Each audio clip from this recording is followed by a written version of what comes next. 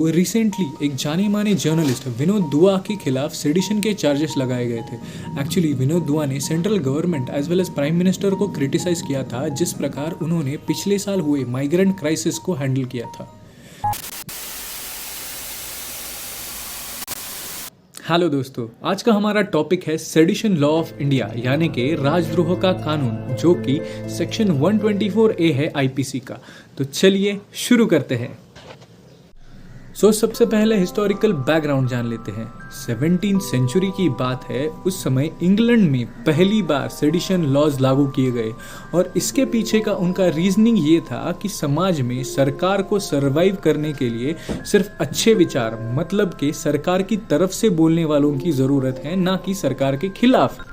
अब India specific बात करते हैं। 1837 में British historian and politician lord Macaulay ने एक इंडिया स्पेसिफिक सेडिशन लॉ यानी कि राजद्रोह का कानून बनाया। ये वही लॉर्ड मकॉले है जिन्होंने वेस्टर्न एजुकेशन इंडिया में इंट्रोड्यूस किया था। बट जब 1860 में आईपीसी लागू किया गया, सेडिशन का कानून और राजद्रोह का कानून उसमें ऐड नहीं किया गया था।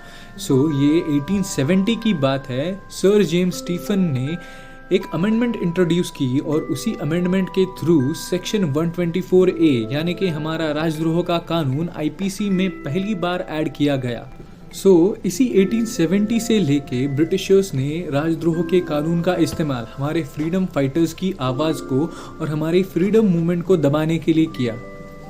इंग्लिश में ऐसे लॉज को ड्रैकोनियन लॉज कहा जाता है, यानी कि बहुत सख्त। इसी ड्रैकोनियन लॉ के पहले शिकार बने हमारे जोगेंद्र चंद्र बोस, जो कि एडिटर थे बोंगबासी नाम के न्यूज़पेपर के। इनकी गलती सिर्फ ये थी कि इन्होंने अपने न्यूज़पेपर में क्रिटिसिज्म किया था उस समय के एज ऑफ कंसेंट बिल का। अब एज ऑफ कंसेंट बिल में ये था कि लड़कियों की शादी की उम्र 10 साल से बढ़ाकर 12 साल कर दी गई थी।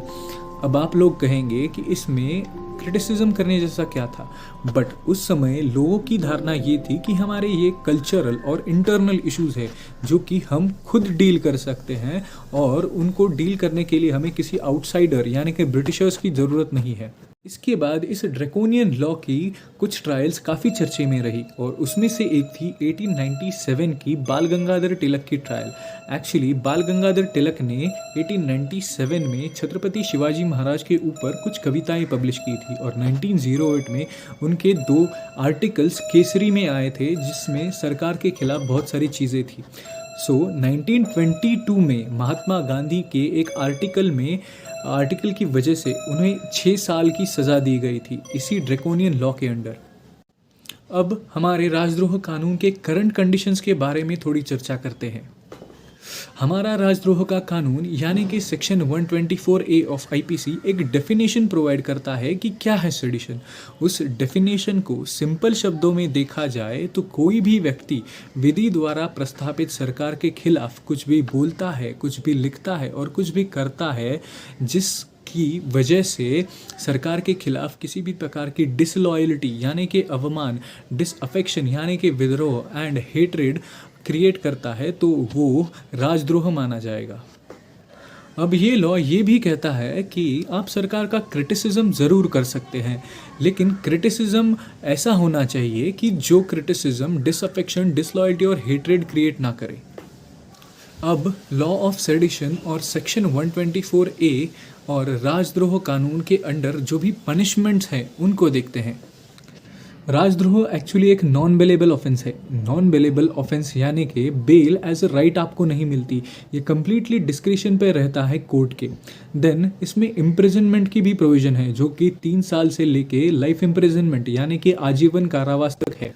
अगर किसी भी प्रकार से आप पर ये चार्जेस लगते हैं सेडिशन के, तो पहली चीज़ आपको लाइफ टाइम बिना पासपोर्ट के रहना पड़ेगा और सेकेंडली आप आपकी लाइफ में कभी भी गवर्नमेंट जॉब नहीं कर सकते। अब हम सुप्रीम कोर्ट के कुछ लैंडमार्क डिसीजंस यानी कि लैंडमार्क केसेस देखेंगे सेडिशन लॉ के रिगार्डिंग। सो पहला लैंडमार्क केस था Brijbhushan versus state of Delhi 1950। Actually Brijbhushan एक एडिटर थे ऑर्गेनाइजर नाम के न्यूज़पेपर के। उन्होंने उस समय की नेहरू गवर्नमेंट के खिलाफ कुछ क्रिटिसिज्म किया था, उसी के कारण उन पर ये सेडिशन के चार्जेस लगाए गए थे।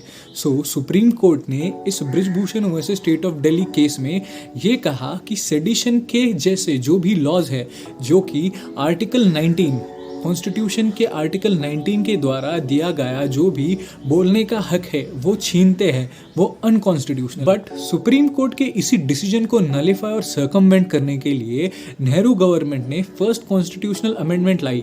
इसी अमेंडमेंट के साथ उन्होंने आर्टिकल 19 जो कि freedom of speech and expression guarantee करता है, उसे ही इन्होंने चेंज कर दिया, यानी कि कुछ एक्स्ट्रा रिस्ट्रिक्शंस ऐड कर दी फ्रीडम ऑफ स्पीच के लिए, और इन्हीं चेंजेस को रीजनेबल रेस्ट्रिक्शंस कहा जाता है। सो सेकेंड लैंडमार्क केस था Kedarnath Singh versus state of Bihar 1962। Actually Kedarnath Singh एक कम्युनिस्ट फॉरवर्ड पार्टी के मेंबर थे बिहार के।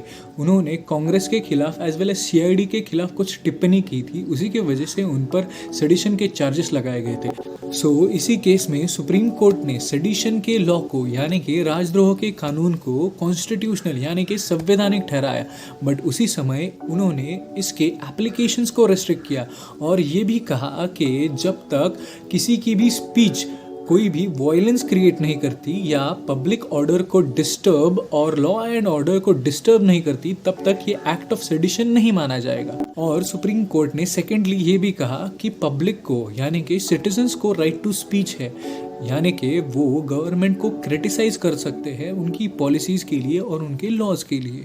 सो थर्ड लैंडमार्क केस था Balwant Singh versus state of Punjab. इस केस में सुप्रीम कोर्ट ने ये कहा कि मर्ड स्लोगनरिंग यानी कि सिर्फ नारेबाजी जो कि पब्लिक रिस्पॉन्स नहीं क्रिएट करती, उसे सेडिशन का एक्ट नहीं माना जाएगा। अब सेडिशन के रिगार्डिंग कुछ करंट इवेंट देखते हैं। सो रिसेंटली एक जाने माने जर्नलिस्ट विनोद दुआ के खिलाफ सेडिशन के चार्जेस लगाए गए थे। एक्चुअली विनोद दुआ ने central government as well as prime minister को क्रिटिसाइज किया था जिस प्रकार उन्होंने पिछले साल हुए माइग्रेंट क्राइसिस को हैंडल किया था। बट सुप्रीम कोर्ट ने इस एफआईआर को खारिज करके ये कहा कि विनोद दुआ ने जो भी क्रिटिसिज्म किया है वो जेन्युइन है और इस क्रिटिसिज्म को हम सेडिशन के कैटेगरी में नहीं रख सकते। रिसेंटली लक्षद्वीप में एक इंसिडेंट हुआ जहां पर वहां के एडमिनिस्ट्रेटर ने कुछ बिल्स पास किए और वो बिल्स काफ़ी चर्चे में थे और उस बिल्स के खिलाफ काफ़ी प्रोटेस्ट भी हुई लक्षद्वीप में। सो इन्हीं बिल्स के रिगार्डिंग आयशा सुल्तान नामक एक रेसिडेंट ने लक्षद्वीप के एडमिनिस्ट्रेटर को टीवी डिस्कशन के दौरान बायो वेपन यानी कि जैविक हथियार कहा और उनकी इसी टिप्पणी की वजह से उन पर सेडिशन के चार्जेस लगाए गए। सो अब हम राजद्रोह का कानून यानी कि सेडिशन लॉ के रिगार्डिंग जो भी positive as well as negative points है उन्हें देखेंगे। अब सबसे पहले पॉजिटिव पॉइंट्स देखते हैं। सो पहला पॉइंट ये है कि सेडिशन का कानून काफ़ी यूज़फुल है समाज में जो भी anti national, separatist, Maoist as well as terrorist element है उन्हें काउंटर करने के लिए। सेकेंडली, अगर कोई भी किसी भी प्रकार के violent as well as illegal means से जो भी विधि द्वारा प्रस्तापित गवर्नमेंट है उसे हटाने की कोशिश करता है तो ये लॉ उसमें काफ़ी यूज़फुल रहता है। सो थर्ड आर्ग्यूमेंट ये है कि अगर कोई भी व्यक्ति कोर्ट का अपमान करता है तो उसे सज़ा देने की प्रोविजंस है कंटेम्प्ट ऑफ कोर्ट के अंडर। सो गवर्नमेंट का ये कहना है कि contempt of court punishment attract करता है तो कंटेम्प्ट ऑफ गवर्नमेंट क्यों ना करे। अब सेडिशन लॉ के कुछ नेगेटिव पॉइंट्स देखते हैं। एक्चुअली काफ़ी सारे हैं। सो पहला पॉइंट ये है कि सेक्शन 124A यानी कि हमारा राजद्रोह का कानून एक्चुअली ब्रिटिशर्स ने हमें कॉलोनी कंसिडर करके बनाया था, बट अब हम one of the world's largest democracy है तो ऐसे कानून होना शोभा नहीं देता। सो सेकेंड आर्ग्यूमेंट ये है कि मतभेद एज वेल एज क्रिटिसिज्म ये काफ़ी इसेंशियल इंग्रेडिएंट्स है एक हेल्दी डेमोक्रेसी के। Secondly, question, right to question यानी कि सवाल पूछना और क्रिटिसिज्म करना, इन्हीं चीज़ों पर एक डेमोक्रेसी की नींव रखी जाती है।